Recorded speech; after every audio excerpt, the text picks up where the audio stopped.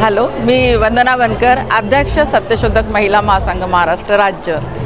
आज हा सत्यशोधक मूव्ही संपूर्ण महाराष्ट्रात रिलीज झालेला आहे। पण हा सिनेमा आत्ता रिलीज झाला इतक्या वर्षानंतर, तर त्याचं एक विशिष्ट त्या सिनेमातलं जे गुण आपल्याला घेता यावं किंवा आताच्या ज्या समाजातल्या तरुण पिढीला आहे त्यांना खरं महात्मा फुले कळावे, नेमकं सत्यशोधक म्हणजे काय हे सर्व कळावं म्हणून हा मूव्ही इथे आलेला आहे। आणि या मूव्हीच्या माध्यमाने तरुण पिढीला एक नक्कीच प्रेरणा मिळेल, कारण एवढं मोठं कार्य 3 तासात त्या मूव्हीमध्ये दाखवलं गेलेलं आहे, पण अतिशय सुंदर रेखाटलं आहे। मी पहिला शो माझा बघून झाला आहे ना, हा दुसरा शो इथे आलेला आहे बघायला, कारण की क्युरियोसिटी वाढते की बरोबर जे दाखवलेलं आहे त्यातला एक एक शब्द आपण ॲट अ टाईम एक वेळा आपण ॲक्सेप्ट करू शकत नाही किंवा लक्षात येत नाही, म्हणून दुसऱ्यांदा परत बघते की रिझन हेच आहे की तरुण पिढींना त्याचं मला सांगता आलं पाहिजे, तरुण पिढींना या सिनेमाकडे आपल्याला बोलवता आलं पाहिजे, आकर्षित करता आलं पाहिजे।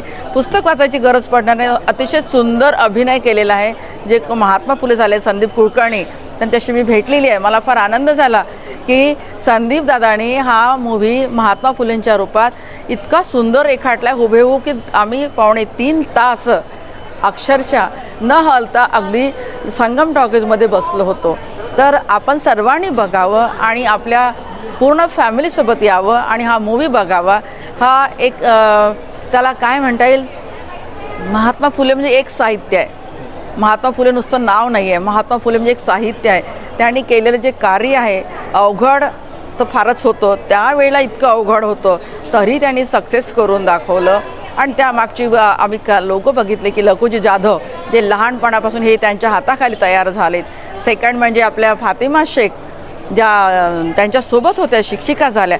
हे कसं मुलांना कसं फक्त नाव माहिती आहे पण कार्य माहीत नाही, ते कार्य या सिनेमाच्या दृष्टिकोनातून बाहेर आलेलं आहे। ते सर्व तरुण मंडळींनी बघावं, सगळ्या कॉलेजमध्ये हा सिनेमा हायलाईट झाला पाहिजे अशीच मी या ठिकाणी सर्व तरुण पिढींना विनंती करते की सिनेमा बघावा आणि सिनेमातलं मार्म शोधावं आणि त्या मार्गाने आपलं काम करावं। आणि या सत्यशोधक सिनेमाला शुभेच्छा देते आणि येणाऱ्या लोकांना पण शुभेच्छा देते की त्यांनी हा मूव्ही बघावा। धन्यवाद। मॅडम, तुम्ही चॅलेंजेस फेस केले सांगितलं, कोणते चॅलेंजेस फेस केले थोडं ब्रीफमध्ये सांगू शकाल?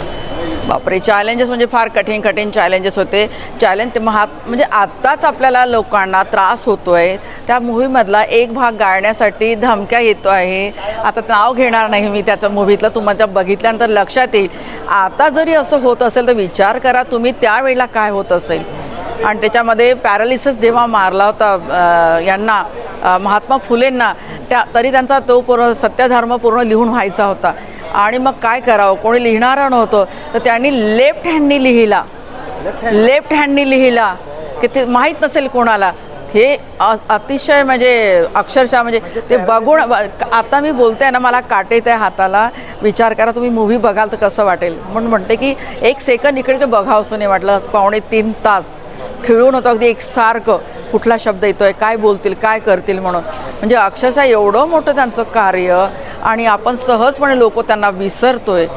घरात कोणाच्या घरात महात्मा फुले नाही, तो फोटो दिसत नाही, आठवण दिसत नाही। आमच्यासारखे सत्यशोधक समाजात जे काम करणारी काही मंडळी आहेत तेवढी मंडळी घेऊन फक्त चालत आहे, पण नंतरची येणारी पिढी मी तुम्हाला पण आव्हान करेन, तुम्ही तरुण मुलं आहात, तुम्ही हा माझा बाईक आणखी पुढे न्या आणि तरुण पिढीला मी इन्व्हाइट करते की बघा तुम्ही हा मूव्ही एकदा तरी।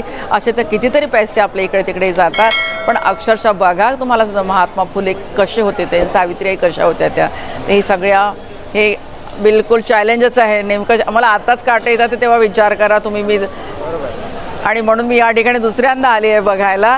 थँक्यू व्हेरी मच तुम्ही माझं बाईट घेतल्याबद्दल आणि हा मॅसेज नक्की पुढे तुम्ही सरकवा। थँक्यू।